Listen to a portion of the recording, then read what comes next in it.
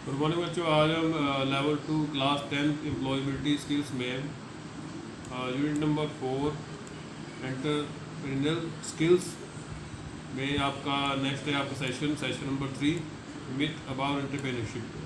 उद्यमिता के बारे में आपको जो मिथक धारणा है वो क्या है उसके बारे में डिस्कस करेंगे। इस पर हम जंप कर लेते हैं इस करके।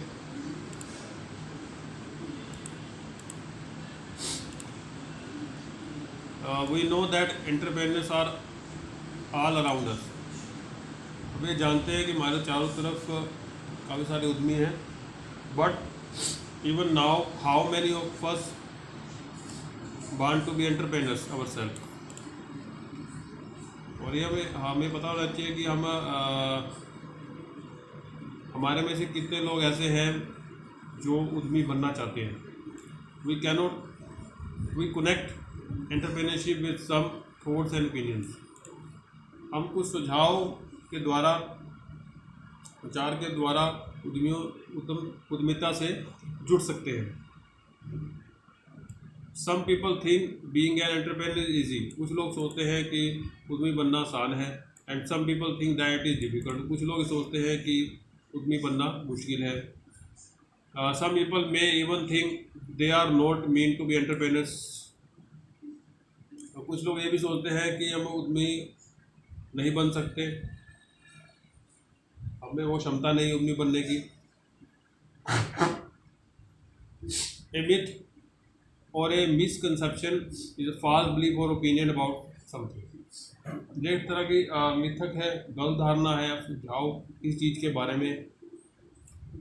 उदाहरण के लिए, if we think tall people run faster than short people. अगर हम सोचते हैं कि छोटे लोगों की बजाय जो लंबे लोग हैं वो ज़्यादा तेज भाग सकते हैं, वी हैव मिसकंसेप्शन। ये हमारी गलत धारणा है। इट इज़ नॉट ट्रू, यह सही नहीं है।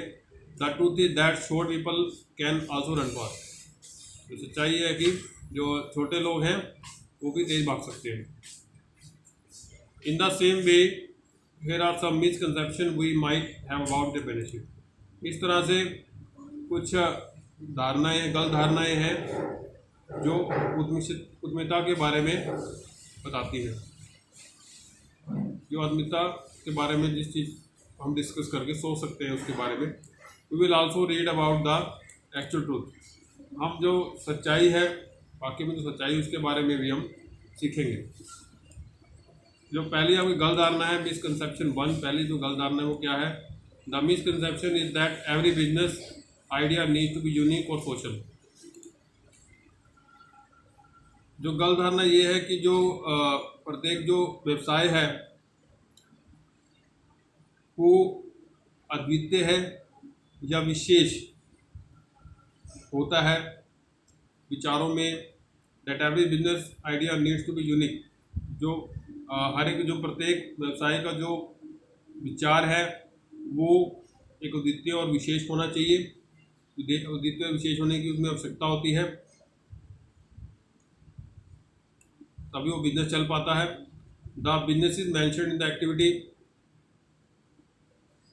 Above are common business. अब जो ऊपर एक्टिविटी में हमने बात की है वो एक तरह के आम बिजनेस होते हैं। जो गतिविधि जो ऊपर बात की है हमने गतिविधि के बारे में, तो एक तरह का आम व्यवसाय होता है जो हम हर रोज देखते हैं। बट ईच एंटरप्रेन्योर सा कस्टमर डिमांड। लेकिन हर एक उद्यमी ये चाहता है, उद्यमी उसी प्रोडक्ट को मार्केट में बेचना चाहता है जिसकी डिमांड मार्केट में होती है। कस्टमर की डिमांड को ध्यान में रखते हुए भी प्रोडक्ट लॉन्च किया जाता है, उसको बेचा जाता है मार्केट में।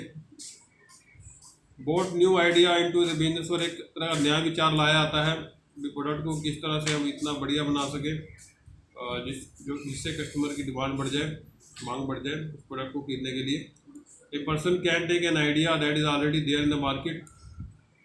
जो पहले से ही मार्केट में जो विचार चल रहा है प्रोडक्ट को कैसे बेचना है, कैसे इसकी डिमांड को बढ़ाना है, वो भी यूज़ कर सकते हैं।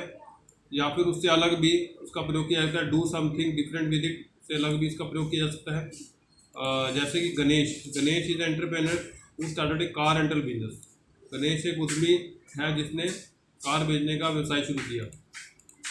ही wanted to be different from other car rental business, और वह जो दूसरे कार बेचने का जिनका व्यवसाय है उनसे वो अलग करना चाहता था, अलग किया भी उसने।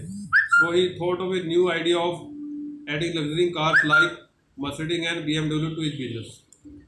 तो इस तरह से उसने नया सोचा कि वो लग्जरी कार्स को अपने बिजनेस में ऐड करे,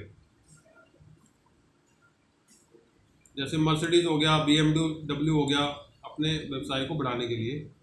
आफ्टर 10 years ऑफ बीइंग और बिजनेस, मतलब 10 साल बिजनेस चलाने के बाद, ही नाउ हैज़ 200 ऑफ कार्स। इसके बाद अब 200 कारें हैं, और 200 कारों में जो 75 कारें हैं वो लग्जरी कार हैं।